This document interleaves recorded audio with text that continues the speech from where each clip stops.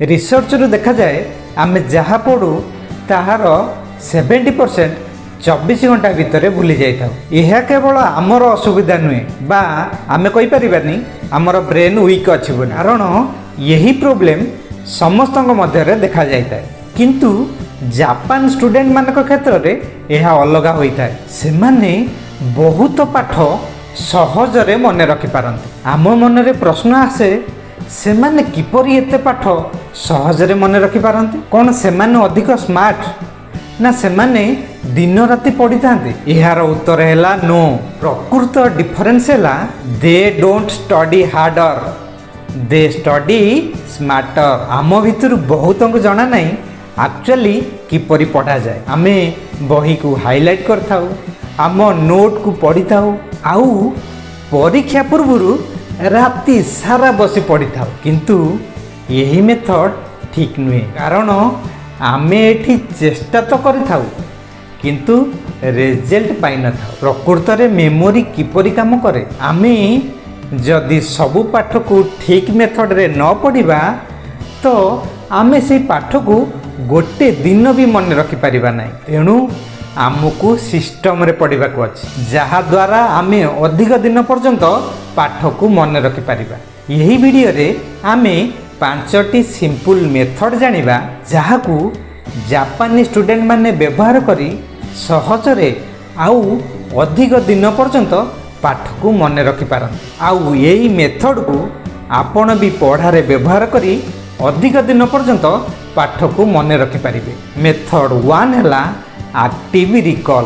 अधिकांश पिला पाठ को मन रखिबा पई बही पढ़ी थांती बा वीडियो देखि थांती, किंतु यह द्वारा अधिका मन रुहे। प्रकृत रे जदि आपण सेही पाठ को बारंबार मन पकाइबे तो सेही पाठ आपणकर अधिक दिन पर्यंत मन रहिबो। तेणु आपण जहाँ भी पढ़ुचंती ताकू आखि बंद करी मन पकाइबा को चेष्टा करन, जहा द्वारा आपणकर ब्रेन एक्सरसाइज होता है, आउ ब्रेन रो पावर मध्य स्ट्रॉन्ग होता है। आउ मध्य आपण जहाँ भी पढ़ुचंती ताकू न देखी गोटे खाता रे मने पकाई पकाई लिखि पारिबे। प्रथम रु यह टिके कष्ट लागि पारे, किंतु किछि दिन परे आपणकर ब्रेन धीरे धीरे सबू मने पकाइबा को चेष्टा करिवो। मेथड 2 हैला क्यूमान मेथड।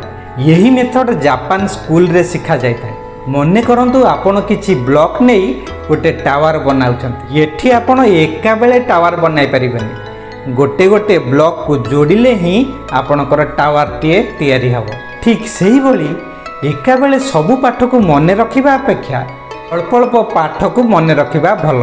केवल 1% इम्प्रूवमेंट प्रतिदिन आपण को 37 टाइम्स इम्प्रूव कराई देबो। मेथड 3 हैला स्पेस्ड रिपीटेशन। यह गछरे पानी देबा भली आमे एका बेले गोटे बाल्टी पानी मासुक थरे दबा अपेक्षा प्रतिदिन किछि किछि पानी देबा भल। सेही भली अधिक पाठ पढ़ी ताकू भूली जिबा अपेक्षा अल्प अल्प पाठ पढ़ी ताकू मन रखिबा भल। आम मेमोरी मध्य सेही परी काम करे। आमे जहाँ भी पढ़िल ताहाकू आम मेमोरी भूली जिबा पूर्वरु सेही पाठ को आउ थे जदि आम पढ़ीदबा बा मने पकाईदबा ताला आम मेमोरी ताकू आउ भूलिब ना। आम जहाँ भी पढ़िले ताकू ता परदिन मन पकाइबा, सप्ताह को थरे मन पकाइबा, मासुक थरे मन पकाइबा। यह द्वारा बारंबार से पाठ को मन पकाइबा द्वारा आमर ताहा पूरा मन रह जाए, आउ आमे ताकू केबे भी भूल ना। आउ मेथड 4 हैला काइजेन टेक्निक। यह माने प्रतिदिन पढ़िबारे स्मॉल प्रोग्रेस करिबा। आपण केवल गोटे दिन रे परफेक्ट होई जिबे नाही, आपण को सबुदिन इम्प्रूवमेंट करने को पड़िबो। तेणु आपण घंटा घंटा धरी एका बेले बसिकी पढ़िबा अपेक्षा किछि किछि मिनिट पढ़िले भल। आपण जेतिकी समय भी पढ़िबे सेतिकी समय रिकॉल करिवे बा ताको मने पकाइबा उचित। आउ मने न पढ़िले सेही पाठ को आउ थरे रिपीट करिबा भल। आउ सेही पाठ को बारंबार प्रैक्टिस करिबा। आपण एही परी गोटे मास जदि करिवे देखिबे आपणकर बहुत इम्प्रूवमेंट हबो। आउ मेथड 5 हैला सुई मेथड। सुई माने डीप फोकस। जापान रे स्टूडेंट माने डीप फोकस करके पढ़ी था आउ पढ़ला बेले गोटे प्रकार पेन व्यवहार करता जहा द्वारा आम ब्रेन को गोटे पॉजिटिव सिग्नल जाई थाए।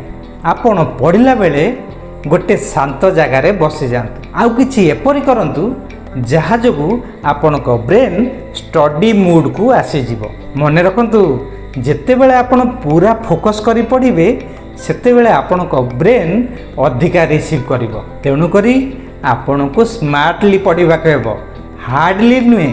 आज ठारू एई टेक्निक को आपण को पढ़ारे अप्लाई करंतु, देखिबे आपण को पढ़ा अधिक सहज हो जिवो। एही स्मॉल स्टेप्स आपण को मध्य रे बिग चेंजेस आनी परिबो। जदि आपण को ए वीडियोटी हेल्पफुल लागि थाए तो वीडियोटी को लाइक करंतु एवं यही प्रकार टिप्स जदि देखिबा को चाहुचंती ताले चैनल को सब्सक्राइब कर दियंतु। रहूची, थैंक यू, नमस्कार।